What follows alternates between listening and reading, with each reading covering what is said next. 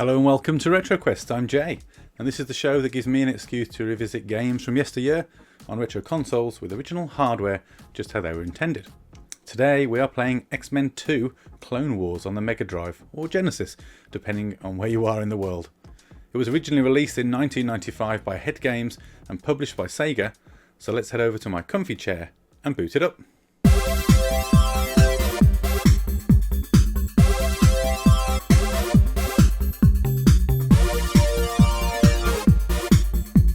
Okay, here we go. So this is Xmen 2 The Clone Wars, and this is an interesting game because it's very odd in that it doesn't give you a choice of character when you first start. So it just dumps you straight in with a randomly selected character. You can see I've been given Wolverine here. And I remember as a kid there were a handful of characters, I can't remember which ones now, that were better suited to this first level, that we would quite often select instead, because well, you just keep resetting the game basically until you got the one you wanted. It is two-player. I'm just going to be playing through it single.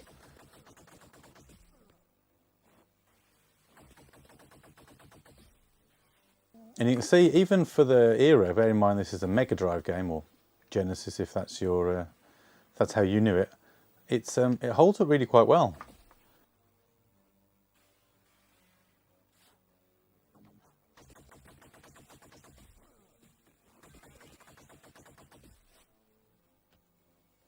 I always thought the graphics looked impressive on this, and it was one I really loved as a kid.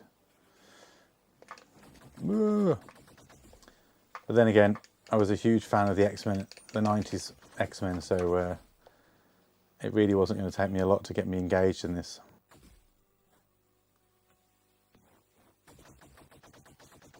So we're playing in a bit of a frozen tundra at the moment. I'm just going to try and get us through this, and then assuming I can get past the first level, we'll have a look at a little bit more details about the game, a bit of the history, etc. Now, from memory, I think Wolverine can... There we go. I was going to say I thought you could do a bit more. Although that hasn't helped me get out of there. How am I supposed to get out there? We might have our first problem, folks. I can't seem to do this. There we... No. A few moments later. There we go. Well, I made that look really... Oh, I fell immediately back down. A few moments later. How are you supposed to do this if you hadn't got Wolverine? So as you can see, pretty straightforward game in terms of gameplay. It's D-pad to move you around. You've got a sort of lunging attack, a special attack. With Wolverine, I assume that's more powers based for other X-Men. Frustratingly, I suppose, for Wolverine, no healing factor, which I guess video game wise would be a bit of a cheat. But I'll tell you what we will do at some point on RetroQuest is we must look at the Wolverine tie-in game from the movie back in the day, which I know you probably think, God, that sounds awful, but it was genuinely really good. Far better than it had any right to be. There we go, that's the end of the level. So now we should get to choose our characters and get into the story.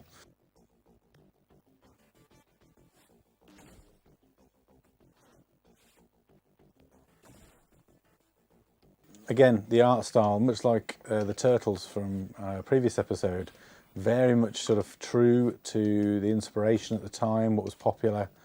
And that was the 90s cartoon series. Obviously the X-Men have appeared in various formats, looks and feels over the years, but this is very much inspired by the 90s cartoon, which had, I've got to say, one of the best theme tunes.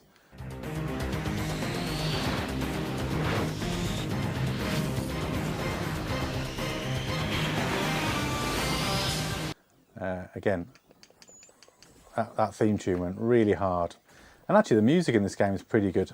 I quite like it. It's quite memorable for me. So you can see the background here, by the way. I'd never realised it until I'd read the story or paid any real attention. Those are Sentinel legs, and I think as we are in the Sentinel factory, I guess that would make sense. terms of the story, the game's based on the current story arc from the comics at the time of development, and the plot is narrated through Cerebro and Professor X's communication with each other. Cerebro detects that the techno-organic alien race known as the Phalanx have returned and have contaminated a Sentinel manufacturing facility, which is the level that you will start with. Learning this, Professor X sends the Xmen, and you can choose from Beast, Psylocke, Gambit, Nightcrawler, Wolverine and Cyclops to destroy the Phalanx virus, but discovers that that virus has spread to Avalon, home of Exodus and Magneto. Magneto then allies with you when you defeat him, and the X-Men then go on to attempt to prevent the Phalanx from taking control of Earth by assimilating all of its inhabitants. They trace the Phalanx to Apocalypse's facility, where he's allowed the virus to spread, and after defeating him, they leave to the Savage Land, where they defeat a Phalanx clone of Brainchild, who was overseeing the assimilation. Then you continue to the Phalanx ship, where they are attacked by Deathbird, and then proceed to the clone factory and the Nexus before confronting Phalanx clones of themselves. I don't think I ever saw that part of the game, because frankly it's very difficult. So I think I got as far as the Savage Lands, and I'm not sure I ever saw anything after that. Again, when you play with two people, it was always a bit more difficult to try and navigate these levels, especially when you've got to dodge electricity and stuff like that. Timing's key. It's funny playing through these now. As a kid, I remember this being much harder and much more difficult to work out my way around, but actually, I guess as an adult and understanding kind of game design and having played and experienced more, you can more easily find your way around. Still doesn't take away the fun though. It's still a lot of fun to play. It still controls well, it's snappy, it's reactive. We'll stick with Gambit, I think, just for this bit. I think we're still in the factory from memory.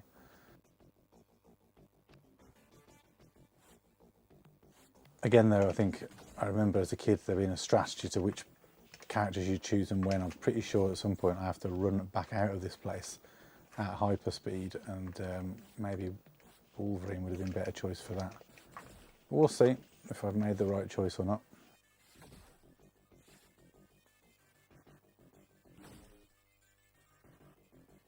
So, in terms of reception, GamePro remarked that the sound effects and music are a mixed bag and criticised the two-player mode's tight scrolling. I would absolutely agree with that, that is quite challenging. But praised the large sprites and the special abilities of the player characters. We mentioned earlier how good the graphics are, and I think that really comes across. Especially when you look at prequels, there is an Xmen 1 and the graphics, the jump is incredible. Electronic Gaming Monthly also complimented the character's special abilities, but did criticise the game as still being a little different from the original Xmen and suffering from a number of weak points, and concluded that the game never seems to come alive despite a few cool, not to mention huge, bosses and challenging levels. Game fans Takahara found the graphics, cinematic intro and the need to match each character's unique abilities to each stage to be impressive, though he rated the music as average, which is interesting because I really like the music. A reviewer for Next Generation remarked that the game has more playable characters, more complex moves, more levels and more gameplay twists than the original X-Men, but is still no more than a rental title. According to a retrospective view in GameFan, in short, Clone Wars is everything Uncanny X-Men was not. It's nice to look at with its well-animated 16-bit characters and multi-layered backgrounds. It's easy to pick up and play thanks to good controls and easily understood interface. A story that is fine for one player but more fun with two, I'd agree with that.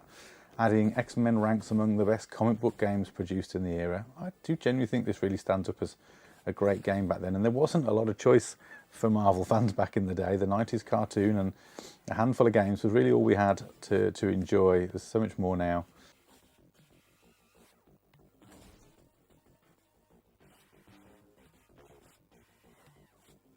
Interesting, you can't strike things unless they're actually on screen, which I guess is a limitation of the hardware back in the day. Or a limitation of the game design, maybe, I don't know. I don't want to unfairly criticise anyone.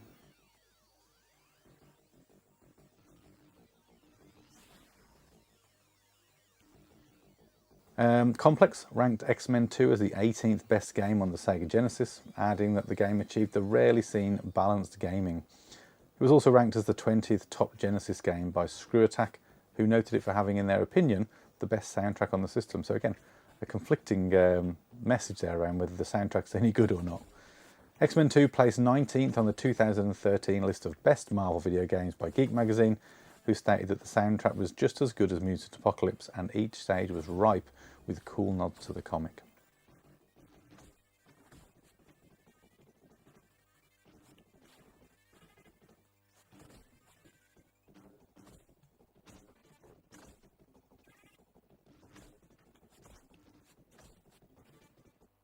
Into the mouth of the Sentinel we go.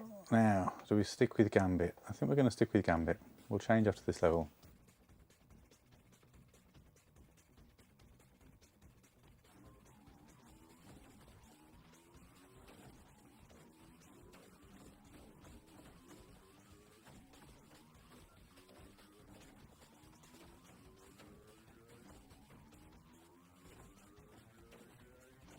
One more to go.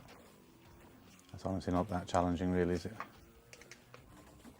I think this bit's quite interesting, that they're running out in a minute. Lots of explosions and then panic stations to get out.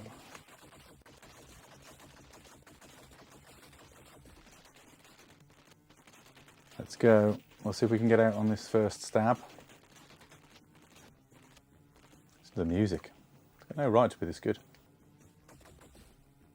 Now the idea is, I think you're supposed to be able to remember your way back, but I will not.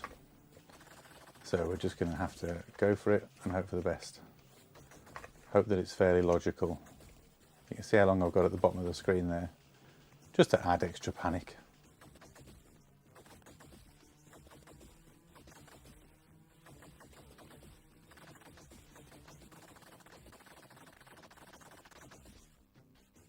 Or taking too much fire damage because I'm running.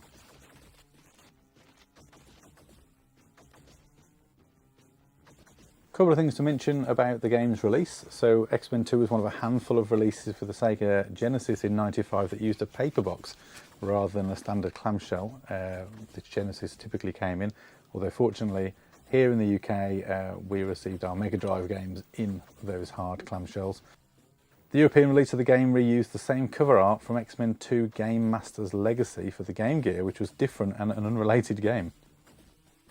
The game's music, which we've talked about from a reception perspective, was composed by Kurt Harland of electronica band Information Society. A soundtrack album was actually released in 1996, and some levels featured different soundtrack elements depending on the character you selected, although the basic structure of the level's music theme remained the same.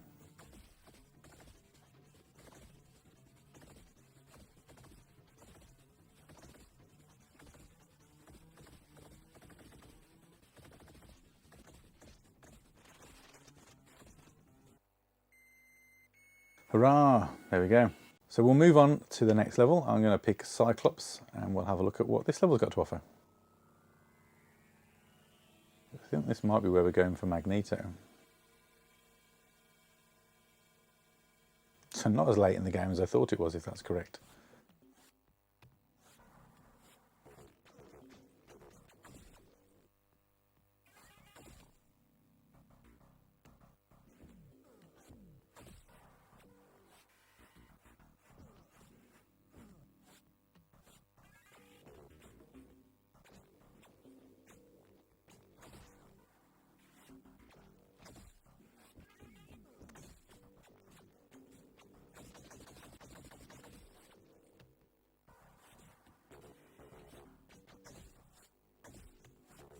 I'm getting nailed here. I've definitely picked the wrong character.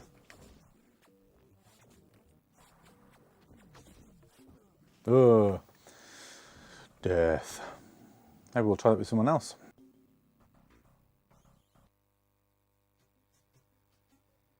Let's give Nightcrawler a go. I think he had the ability to basically be able to teleport past things. So we'll give that a go, see if that helps us at all. Really excited and maybe slightly apprehensive to see what is going to happen with the revival of the Xmen '97 on Disney+. I think it's due out fairly soon at the time of recording this. I hope it's good because I really love the 90s show, and it did end quite abruptly back in the day, and apparently it's picking up exactly where that left off. I've seen some of the toys recently. I know Apocalypse has been shared as being in it, so that's good. Probably obvious, I guess, to long-time fans that he would be. I just hope that it has the same feel as the 90s. I know that they're going for the similar art style and all of that. I just don't want it to be too different.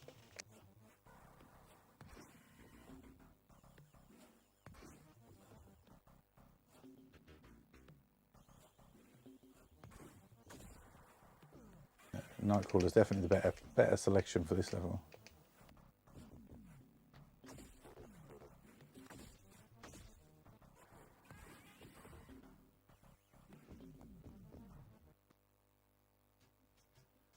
I'm going to stick with Nightcrawler. That was pretty useful. Definitely some trial and error involved to work out which characters are the best to make the most of your lives. Oh my god.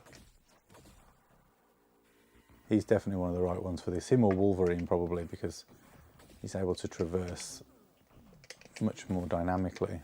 Not managing this very well. We're going to rush through them.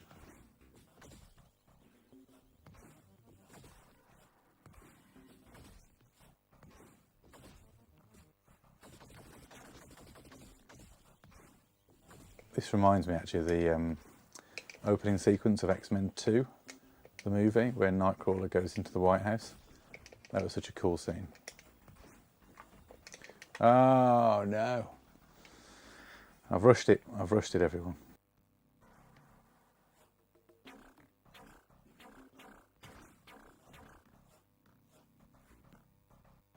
I do remember getting as far as the Phalanx, but I don't think I ever finished this game. It was quite hard. I mean, obviously I'm rushing it here and not particularly taking my time, but it's still quite a punishing game. I think once you're out of lives, you have to start all over again. There's no kind of save states or anything as useful as that. Jesus Christ. I'm making this look really difficult. I still think he's the right call. One more go. Just wanted to share some of my memories as I play this a lot. As I mentioned, I'm a huge fan of the 90s Xmen cartoon and couldn't get enough when it came to Xmen comics, games, toys, etc. I'd spend hours drawing the characters badly. And I remember thinking how good this game looked. It was something I'd always thought of Mega Drive games, often versus some of the SNES equivalents. And there were a selection of games with graphics that at the time just felt next level. Mortal Kombat was superior on the Mega Drive, mainly due to the fact that it had blood. Aladdin was a much better looking game than on the SNES, and in fact they were two completely different games. And I also remember Robocop versus Terminator being that much better on the Mega Drive, being awesome. I don't think I ever finished this game, as I say, but it wasn't through a lack of effort. This game got a lot of play as a kid, and I'm pleased to say I still have the original that I had when I was young, box and all, which is great.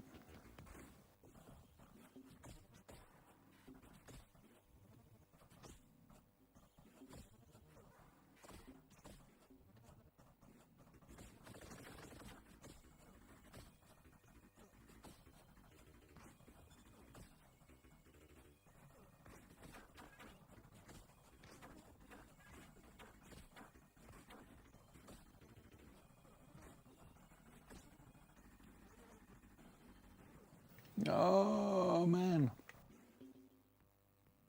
Let's give Psylocke a go, just for the novelty value.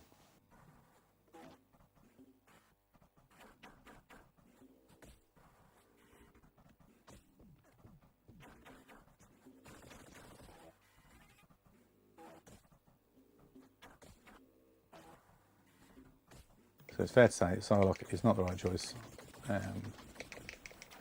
Although, I'm sure she's got her uses in the later levels. For this, she's nowhere near as good. You do need the Nightcrawler or Wolverine, maybe.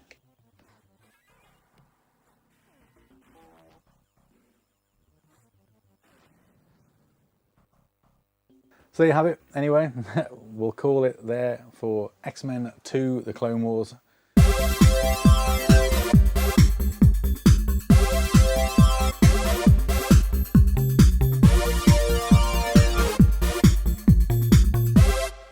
Something I didn't know is that there was actually a sequel featuring only the female members of the Xmen that had been in development by SEGA for the same platform, which was due out in early 1997, but for reasons I couldn't find out online, it was actually cancelled. So thank you and well done for making it this far. If you like this sort of content, then please like and subscribe. I also do the odd live stream, so ring that notification bell so you don't miss future streams and episodes. If there's a game you'd like to see me cover on RetroQuest, then let me know down in the comments. And please do feel free to share your memories of this game with me too. I'd really like to hear them. Until next time, please remember, I am a gamer not because I don't have a life, but I choose to have many. Why? Thanks for watching. Until next time.